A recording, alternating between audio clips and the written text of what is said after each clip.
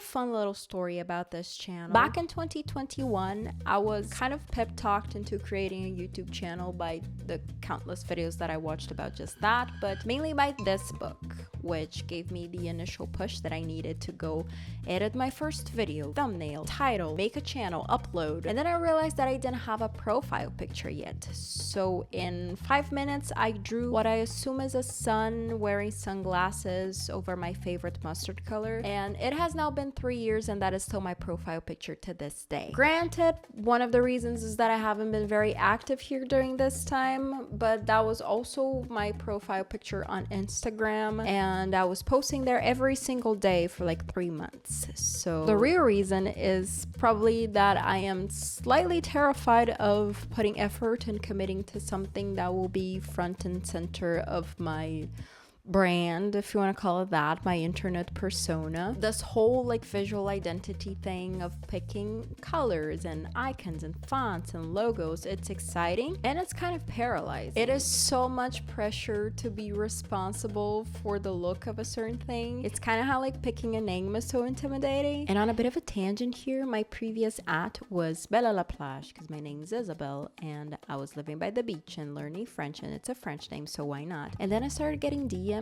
from French people saying like, "Oh, c'est bien de trouver d'autres artistes français," and I was like, wait, is this cultural appropriation? Like, I just like your language. So anyway, we are here today to face our fears. I've been putting this off for so long, and it's time for me to stop overthinking my way out of this and just do something about it. I watched a few brand identity / visual identity videos for reference, and I broke it down into simple steps, what I will likely need to do. And the first step is to actually figure out what the hell this thing is even about. So I got a piece of paper and a word of advice, like just start things on paper. I keep telling myself that, and then I forget, and then I start typing, and then I start making corrections and editing what I wrote before I even finish writing a sentence. So paper is just so much more suitable, in my opinion, for like a nice and juicy brain fart. So I asked myself, what is this about? Describe it in a few keywords. And then what I did do online was to go on Pinterest and put together a little mood board, and then I described those pictures in keywords, trying to like group them and see what they all had in common. And I ended up with this, which is honestly just such like a solid foundation, not even just for having ideas, but for myself, for the things that I value and the things that I want to make. I feel like I had nothing figured out, and it took me 30 minutes of sitting down and writing things and finding references to feel like it's all so much more tangible now. So like, brainstorm, guys.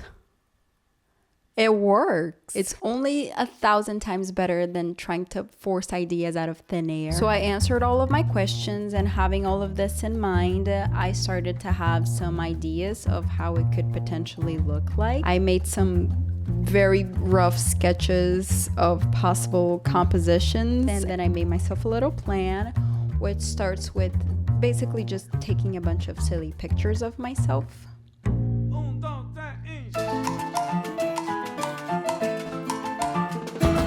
With or despite my very professional photography setup of a cheap tripod, a Kia lamp, phone camera, and a print of a James Webb telescope image as a reflector, I took some slightly cringy, silly pictures of myself making all sorts of faces and using both the normal and the 0.5 lenses to, you know, enhance the silliness. A lot of the expressions I did, I was just straight up copying from my references and seeing what worked and what didn't, going from both choke me daddy to literally have never done anything wrong in my life, until I got a nice and full camera roll with plenty of options to choose from next for the editing.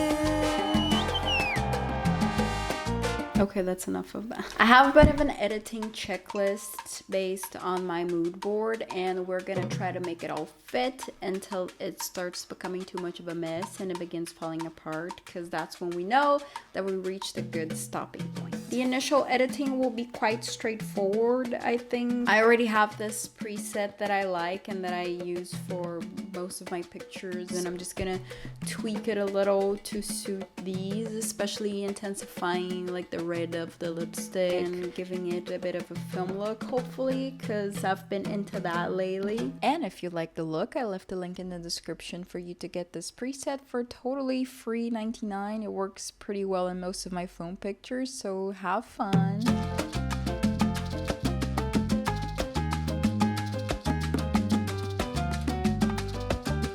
I'm adding only my favorite pictures of the bunch, and it's also good to crop them to see them pretty small since it is an icon and it needs to work well from afar.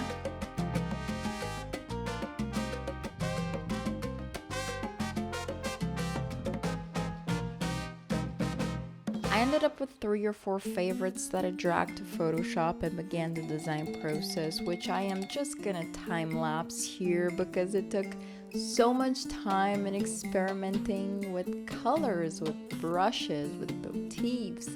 I feel like I could have prepared a little bit better for this beforehand, considering the kinds of elements that I would like to incorporate, but it did get easier once I picked a couple of solid references to base myself on, and with a bit of tweaking I found myself with a few options to choose from, and I ended up going with probably the one that you're seeing now. Hopefully I made a decision by the time that I post this video, but I'm also open to suggestions. Like, if you think any of these other options are better, let me know. Like, I'm not attached.